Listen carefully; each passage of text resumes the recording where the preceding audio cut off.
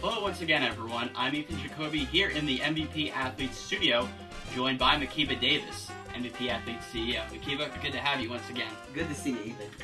All right. We're going to talk today about Makiba's background and about how MVP Athletes has developed as a site. Makiba, tell us about your background and how your passion for MVP Athletes evolved. Well, I have a very unique athletic history. I am one of 15 children, born to the same parents. We had a track club when I was just a little boy, and I grew up in athletics with my family, and very competitive family. In high school, I did three sports. Those three sports were soccer, basketball, and track and field. I went on to college to compete in track and field. As a decathlete, I qualified for the Olympic trials in 1984. Got a lot of experience from that. And then I went on, I got hurt while training for the Olympic trials. But that didn't deter me. Even though I missed the Olympic trials that year, I went on to finish school in 1986 with a degree in psychology. Then in 1992, I began coaching in high school in track and field and volleyball. Shortly, in 1999, I got my opportunity at Quinnipiac University as a Division I women's volleyball coach. And while coaching there for 6 years, I learned a lot about athletes when I was assisting them in their recruiting efforts and in gaining scholarships and funding. And that's what led me to create MVP Athletes. Well, the site launched 4 months ago. Already has 50 athletes, as well as a number of mentors and coaches and parents as well. So tell us a little bit about what the site entails at this current time. Right now, this site is focused on promoting teams in a local network.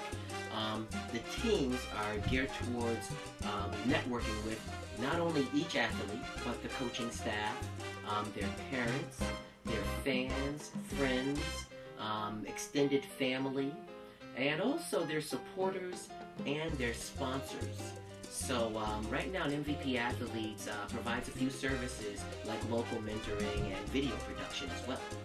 And you mentioned before that sponsors are the lifeblood of MVP Athletes. If the site were to launch, so to speak, that a strong sponsorship support would be needed. And tell us a little bit about that and what else you foresee for MVP in the future. Well, the future of MVP Athletes is to expand. We want to take this program from a local to a more regional, and national, and global level.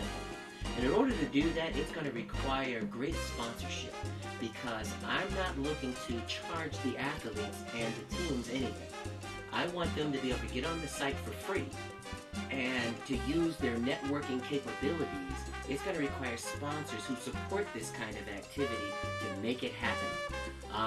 One of the keys to our growth is going to be expanding the facilities as well as the services. And our primary service in the future will hopefully be networking with pro athletes. These pro athletes will provide standard Q&As to the most commonly asked questions for athletes, so that once you become a member, you can go on the site, access a particular athlete or sport, and ask and check on their answers to those types of questions.